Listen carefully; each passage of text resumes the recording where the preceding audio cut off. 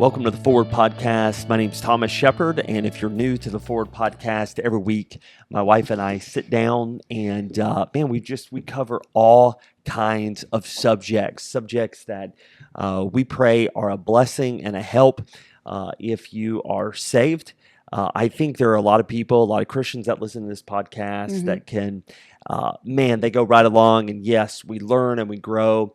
If you're not a Christian, it's still a great podcast to listen to that you can grow and learn more about life and how truly you also too can have an awesome relationship with Jesus Christ. And tonight, we actually have all our notes set and ready to go. And we sat here having this conversation. And Kara, it's so funny when God does this, you know it's Him, but we totally just changed at the last minute. Like, I think we need to get back and just kind of talk about some things, some issues in our country and just in a lot of our churches that's taken place, and especially when it's dealing with young couples and young newly married couples. We're just a little bit in an epidemic right now of couples who are getting married and having major troubles, and then a lot of couples that are just calling it quits. Right. And it was on our heart, like, man, we ought to talk about this tonight. And so we have shifted gears. We've been talking about being judgy and judgment, and so we might get back to that subject soon, but hey, wanted to switch it around a little bit. Yeah, absolutely. I think it just happened, like you said. I mean, we've had marriage on our hearts lately just because of everything, not just in our church, but counseling, people that call in, and even other pastors and their wives, and ministry people coming up behind us in the next generation. And we never mind talking to people and kind of walking them through some biblical values and things like that. But it definitely has been more lately focused on young married people that don't even have children yet. They're in the first, several years of their marriage, and it's gone really bad. Yeah. It's gone really badly. And we just sat here and I said, we need to talk about this. This needs to be something that we're addressing. I know we have other podcast episodes on marriage, but we want to focus this one specifically on like years 1 through 5, or, before you have kids, just getting started in marriage. Man, it's gone really poorly lately with so many around us. And again, I mean, don't think it's just our circle and, Indianapolis. It's widespread, and it's definitely something that we have such a heart to encourage young married couples. We need Christians getting married and having children and raising their families to walk with the Lord and to follow Christ. But it shouldn't be a miserably difficult, hard thing to do. Right. It should be enjoyable and fun. And yeah, you're going to have ups and downs for sure. But I hope we can encourage you tonight with just some thoughts, how to make it better, or if you're struggling, what to do. Yeah. So, Kara, let me start out by, this is totally unscripted. So this is totally unscripted. Our whole, really I don't even know what you're going to say. We don't even care. We're just going to go for it. So I want you to be honest, though.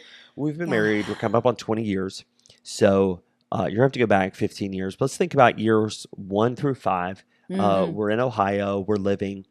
We moved from your parents. We head to Beckley, West Virginia, and we're there for the next 3 years. That's 1 through 5. Okay. Yeah. So I want you to name just one thing that, looking back at that period of our life, marriage in particular, you're like, man, I wish I would have known this earlier, or I wish we could have worked on this earlier. What would be one thing that you wish we could go back that maybe affected us, or something you could fix, or you wish you would have known in that early stage of marriage? It's a great question, and I know immediately what I'm going to say. I learned this from you, and I'm so thankful that one of us was strong in this area, because I was weak.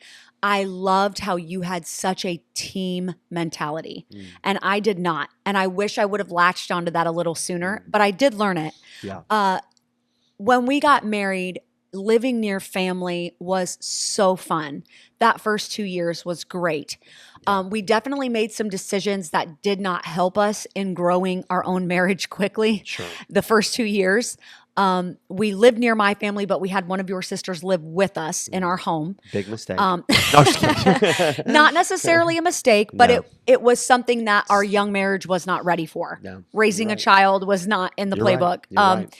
again, I would do it for her 100 times over. But I think it would have helped me to do better had I had more of a team mentality. And I think this is so vitally important. When you get married, you and your new spouse are a team. It's you two. You've taken his last name. He's left his family. He's hopefully provided you a home, or apartment. Maybe you both work, whatever the case may be. You are a team now. You are your own family unit. You are a husband and wife, legally, through taxes, everything on paper. You are your own unit now. And it doesn't mean you have to ignore your family or move away from them or, whatever. But I think the mentality of I have your back and you have mine over all others is so vitally important. So good. And again, that doesn't mean you have to hate anybody else or disassociate with family or friends or anything like that. In fact, being close to one another and having each other's backs should make you closer to your families. It should make you love your families more. Yeah. Because you feel your identity as a person is supported no matter what through your spouse. And so that gives you confidence. I remember growing up in our marriage, and as the years went by, and take this how I mean it, I cared less and less what our families thought. And that doesn't mean to say I didn't respect or value their opinions. Yeah, totally. But I was less and less insecure. I remember thinking one day, wow, I'm really secure in who I am as a person. And that's because I knew you loved me for who I was. I didn't care what anyone thought about me if you and the Lord were happy with me. And I remembered the first time I felt that, wow, that feels really good. I would be disappointed in myself over something and I didn't care what anyone else said. I just wanted to talk to you. Am I boring you? No, I'm so sorry. I am tired I'm tonight, just kidding. Karen, He but yawned. this is I know, really I am good. too. No, I'm enjoying it. I like it. But I loved that. I loved that feeling of you taught me that, hey, I don't care what anybody says. I'm on your side. Yeah. We're in this together. Even if I was wrong, and there were a few times I was wrong in something, and you would be like, we're going to fix it. We're going to take care of it. And I'd say, I'm so embarrassed. I did this or I said that. And you're like, I've got you. We're going to take care of it. And I wish I would have latched on that sooner. I think it would have helped me really become who I was meant to be and who I am a lot faster. So put yourself back in that situation. You know it now because you're seasoned. You're not a novice. We've been married for, we have our 10-year marriage. So put yourself back in that situation. You've grown up for 21 years with your mom and your sisters, and you're trying to make this switch of now, I'm married to a man that but you don't. We date for, a year or 2, 3 years, then you get married. You are kind of strangers. So how can a young couple make that switch to, okay, I have to now cleave to my husband, but there's still this strong pull. And this gets in a lot of marriages where they do feel like, well, the man feels like it's me versus you and your mom and your sisters or a BFF, whatever. Yeah. So help ladies out in that situation. How can you make that switch to where does that make sense? Yeah. Now you're a team and it's not who you've grown up with for 20 plus years. That is, it seems easy, but it's harder than it is. I think you have to ask yourself the question, where do I want to be the happiest? In what relationship, what relationship do I value to the point where I'm willing to sacrifice? Yeah. I love my mom and sisters to this day. I will do anything for them. They know that. But I will not go against you for them. I just won't. And that's because I live with you. But do you feel like you were that way in the beginning? No, I think that's why I say, I think being a team and for men out there, the way you can help your wife accomplish this is you support her family. Because women don't like, and I mean, nobody likes, I'm say a woman because I am one, but I don't think anybody likes when they're close with their family or a group of friends and somebody comes in and lays down this what's that called? Like a line, a prerequisite, well, we'll be good, but you have to leave the people that you love, or not even leave, but you have to you can no longer have a relationship with your family. That's not right. That's not right at all. So can I interject here? Yeah. I feel like that's where men oftentimes get a bad complex Mm-hmm. because they're both so new. So the woman is still very much attached to the family, Yeah. and the husband is moving in like, okay, but we're married now. Yeah. Like we're the team. And so he almost gets this like narcissistic attitude of like, I have to now pull you away from the family. Right. We're not going to do vacation with y'all, and I have to control your time with your mom. And it's very unhealthy. Mm-hmm. I think the man is trying to help, but he doesn't know how. He's trying to have his own home. He's immature. Yeah. Yeah.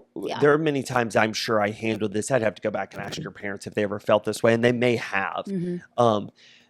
But a lot of times the man will feel not inferior. He'll feel intimidated Mm-hmm. by the relationship that the woman has starting out. Yeah. So he has to protect that, especially in the Christian realm. It's like, I'm the man, so I get to say who you talk to and what we're going to do, and we might go on vacation. We might not be able to afford it, and it's it can come across very narcissistic. Yeah. And so I think the man has to realize that relationship's been there a lot longer than the relationship you've had with her. Right. So you have to give some leeway, Yeah. give some love. But then I love what you're saying, and that is let the man, give some leeway, give some love. Mm-hmm. And what were you saying? Right. I'm trying to. Well, let me put it this way. I find it funny when someone falls in love with a person and everything that made that person who they are. What? I totally messed up that last part. I was trying to think okay. of what you were are saying. Tired. I apologize. No, I was you're just good. thinking, what a goober, man. You've That was only so stupid. And yeah, what were you saying? You've only preached 4 times today. Oh my word. Okay, sorry. No, you're good. Now I don't remember what I was saying. That's what I was thinking. No, Oh, I was what just a saying. dork. Okay, Oh, I my remember. word. Okay. We'll just go forward from here. Yes, I love it. So somebody falls in love with someone, right? Okay. Man or woman. Yeah. And what they fall in love with is a product from that person's life. Okay. Their friends, their family, their home church, whatever. Like the people that formed them into someone that you love and adore enough to marry and vow and make promises to. Now, all of a sudden, when you're married, you want to rip that person away from the people that made them who you love. Yeah. That has never made sense to me. Yeah. It's like the fact that you can get married to somebody and be so jealous of literally their womb, I want to say, not actual, but like what formed them, and take them away from that. Like, what do you think is going to happen? They're going to change. That's right. Because who they are is not because of you. Right. It's right. because of who they have been with these other people, Yep. whether it's family, friends, church, or all of it. And again, there are very few exceptions out there. We're generally speaking. But that has always shocked me. Like, why are you ripping that person away from exactly what made them what you fell in love with? That makes absolutely zero sense. Right. So I love how when we got married, I fell in love with you, yes, but I did love your family. And I wanted you to be close to your family because I knew I'm going to have kids with this man. I want them to have cousins. I want them to have aunts and uncles that they look up to and respect. And I went and lived with my aunt and uncle for a year, and they bought me new tennis shoes, and it was fun. Like I loved living with them and live with my cousins. I lived with my grandparents for a while. They took me all over the world. Like I had extended family that loved me as much as they loved their own children and invested in me. And I remember thinking that about you, like I have hit the jackpot with a family, like 7 females that get to speak into my children's lives someday. Yeah. A great mom and dad.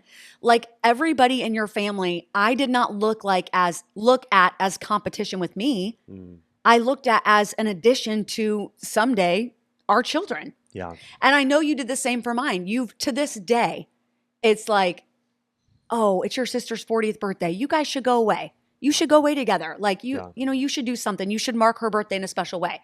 Or I'll say like, should I order this for my, mom's birthday? And you're like, absolutely. Mom deserves it. She's always here helping us out. Like you push me to love my family more. And I hopefully have always done the same with you. Again, that's not to say it's always been perfect. No. There have been times, and we did go through those minor jealousies. But overall, I think once we understood like, oh, it's stupid to compete with someone who loves their family. Yeah.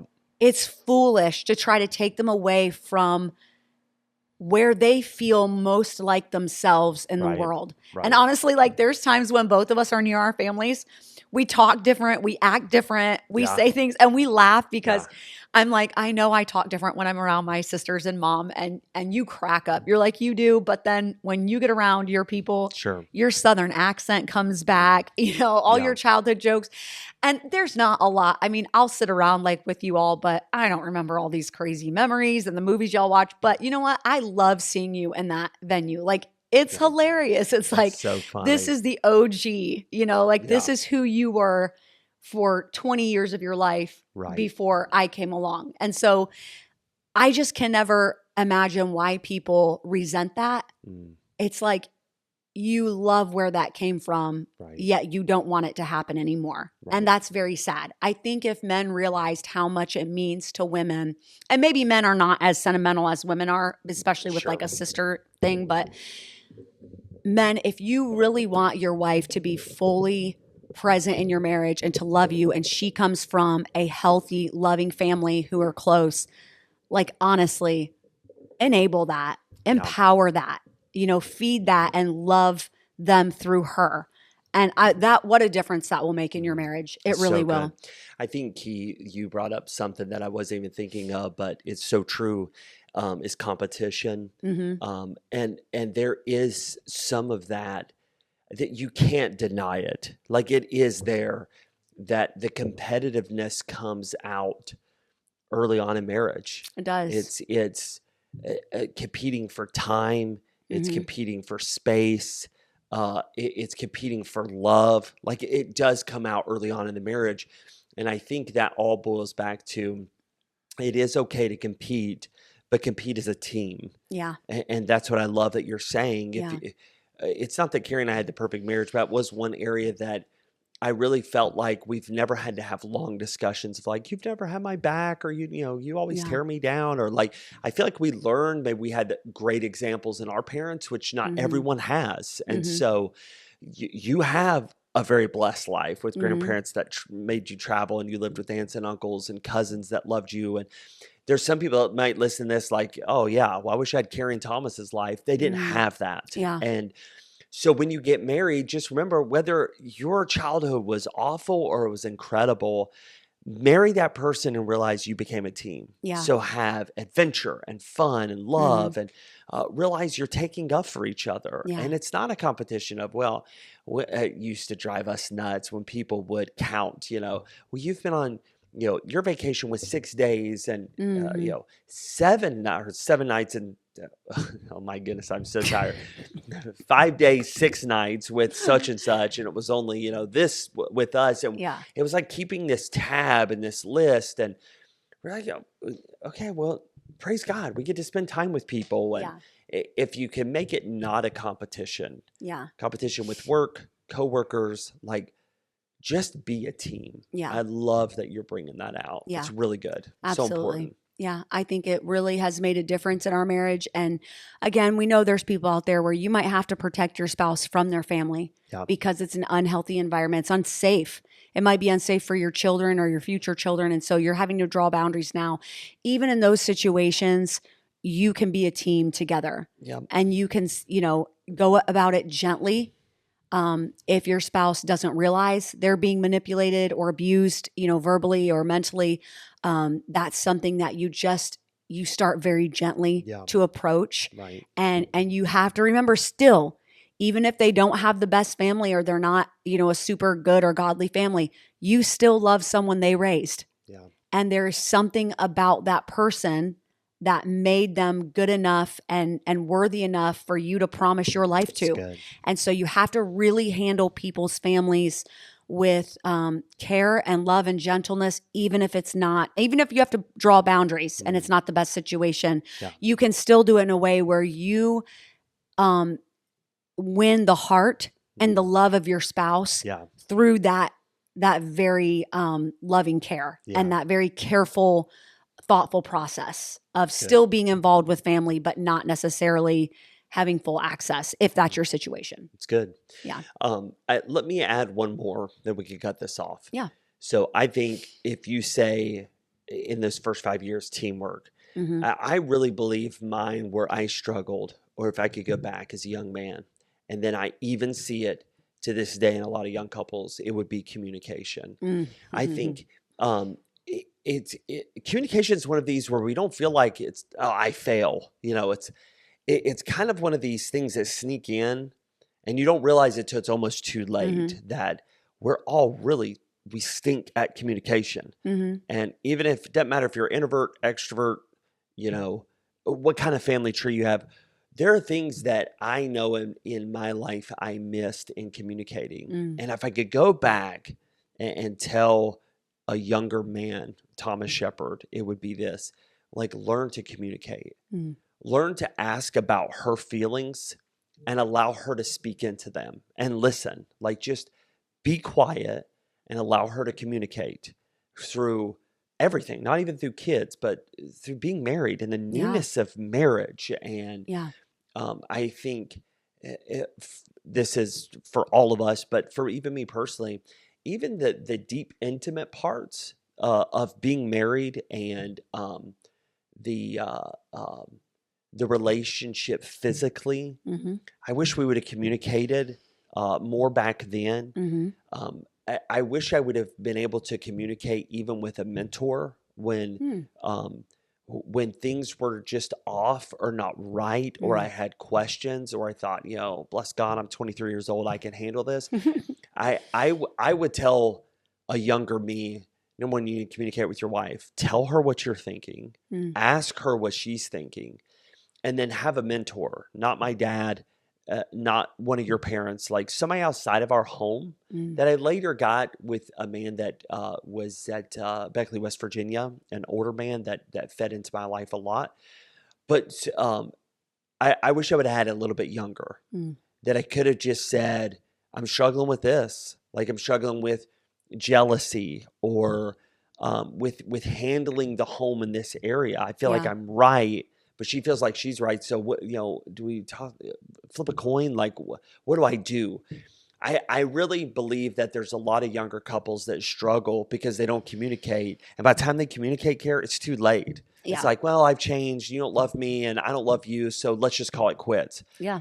Or I've seen this 10 times this year. We both have. And traveling the United States, speaking out, it's like finally when they communicate, it's like, well, I don't think I've ever loved you. Like I felt like this for a long time. Okay, well, you're foolish. Like, why would you not communicate this earlier? Like, oh yeah, it's too late now. Like, this is what you bring up and communicate. And I think oftentimes we're just bad at it when we're first married. Now, dude, we have it down. Like, we almost communicate too much. I'm like, I didn't need to know that. And you're like, well, I didn't need to know that. We got it down. But early on, we struggled with that. Right. And I think some of it was a Baptist mentality, our background, and there was not a lot of great communication when it came to certain subjects.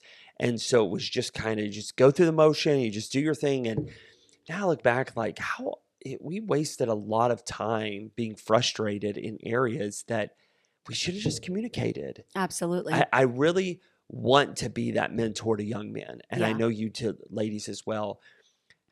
To every couple that's listening to this, have someone that you can call that will be really real with you, that you can be. And again, I don't think it's best for it to be family, because it's always like you hold it over their head. And I don't want my daughter-in-law or my future sons-in-laws like being mad at them because of. I think it's just best to have somebody on the outside that can feed into your life and tell you, no, son, you're being an idiot in this way, or you need to listen, or keep your mouth shut, or step up to the plate, be a man. I wish I would have had that mentor a little bit younger. It's not to say that my dad wasn't, or that your dad wasn't. He's the first one I trained under in ministry. They were incredible. But it was probably, honestly, Bob Cook that was the first one in my life that could look at me and say, Thomas, no, like, here's what you need to do.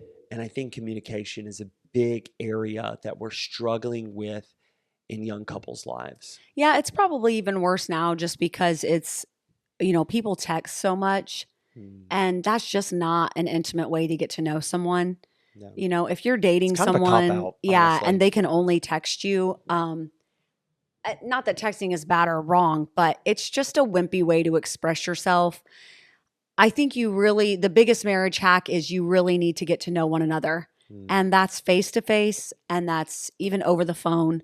Man, when we started liking each other, we had to be like on the phone, keeping a conversation going real time and even long distance. And you really get to know someone that way. You do.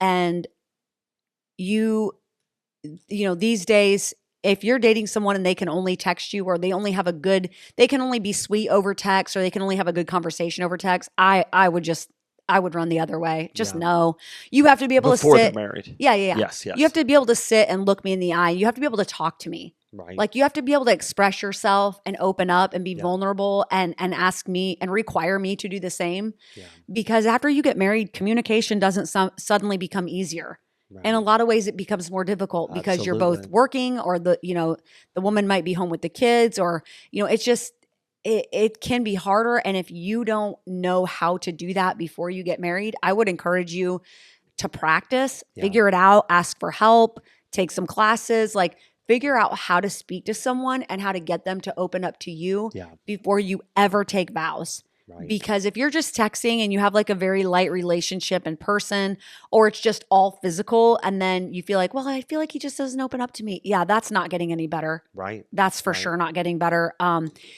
It takes work. Communication is work. Even just being social, a social person in this world. That's why we have so many people like claiming they're introverts and they're really not. It's like, are you an introvert? Like, I know some people really are, but I feel like a lot more people are claiming it. I'm like, are you just lazy? Like, you're just lazy. You don't want to learn how to be. Like, you don't want to learn how to speak to somebody. Preaching now. And like carry on a real conversation and look someone in the eye. Right. Like, I feel like a lot of quote unquote introverts are just lazy. Yeah. Because being social is hard. It is. There's things about it that are you say dumb things, you misinterpret social cues, you might take offense easily. Like, you have to practice. You are very vulnerable. It is. It's hard. But you know what? Once upon a time, that's all we did. That's it. That's all we did. Right. Like, you went to church and you couldn't just sit in a row in a pew on your phone before church and then leave immediately after and not have to socialize. Like, once upon a time, if you wanted a relationship with anyone, a friendship, a dating relationship, a marriage, you had to know how to be a human being in this world. Right. And I really feel like those social skills have drastically gone downhill. And we are now seeing that in young marriages where people get married and then they're like, oh, living together, you actually have to interact. Right. This is not just a phone relationship. Like, we have to be together and it's really too hard. And they just give up. Yeah. And I would say the answer there is, when you're with someone and you're dating them, put your phone down. Go on a date where neither of you bring your phone. Yeah. Like, actually learn how to be a person that can communicate and get to know someone else on a deeper level than just physical activity or just, social media or DMs. I love it. And I think that's one thing we did right, is that thank goodness we're both extroverts. Like, we both talk our heads off to one another. We do. And that's only gotten worse over the years. Like, we communicate all the time, but it really is the best marriage hack. Yeah. If you want a good marriage, get the other person talking. Right. Notice I didn't say you talk, get the other person talking, because typically we're fine to talk about ourselves. Yeah, it's good. I think there's a couple things that we can leave with our listeners, and that is this. Several weeks ago, if you go to our YouTube channel for the church, crosspointindy.com, you jump on YouTube, and I preached a message entitled Joy in the Marriage. And this is several Sunday nights ago here in March. It's a great message to listen to about having joy in the marriage. Number two, I would say it's never too late to save your marriage. So stop acting like, well, we're 2 years into this, I think it's done, or we fell out of love. Like, you need counseling. Mm-hmm. Find some counselors. And again, moms and dads are great, but it's time to get real counseling. Like, if you're at this moment, it's time to spend money. Well, we don't have money. Put it on a credit card and go save your marriage. Yeah. Like, it is worth it. Yeah. And sometimes you got to go and dig down and root out to be able to build up. And then number three is we'd love to hear from you. if you're struggling and you don't even know us, shoot us a DM. We'd Mm-hmm. love to talk to you. We don't do a lot of marriage counseling that way, but we might be able to lead you somewhere. Yeah. And or lightly maybe cover a couple more subjects here on the podcast. But marriage is worth fighting for. Absolutely. And Kari and I have had ups and downs, but it's awesome. We Yep. love it, and we want you to love it as well. Number 3, if you're watching this on YouTube, I apologize. We broke a microphone, so I'm with this big microphone. I just noticed a little while ago. I'm way at the end of the screen. I don't know. Yeah, It hundreds of you looks listen terrible. Online. That's where most of I'm in it, Apple though, so- Podcasts. Yeah, you look beautiful. I'm way over here in the corner with this stupid microphone that we're gonna have to have for a while. I had to order a the new center part, of the but stage tonight. yeah. I guess. Anyways, there's only a couple of you that watch via YouTube, so that's okay. But anyways, hope this has been a help to you. And Kari and I want to help any way that we can. But Kari, I do appreciate you, and I love our marriage, I do and too. it's It's worth good. fighting for. Like Absolutely. we are 20 years, coming up on 20 years. That's crazy. right. I'd do it all again, babe. I hope we get to do it all I again would many too. times. I would too. I love it. Maybe not as many kids next time. They can hear you. All right, y'all. Hope you have a great week. All right. And we're signing off. Hope that you enjoyed this podcast. Share it with somebody and send it to somebody. Say, oh, it's kind of rude. I think they're having some marriage problems. Send it to them. Tell them. We to don't listen. care. Yeah, exactly. Exactly. Have a great week. Thanks for listening.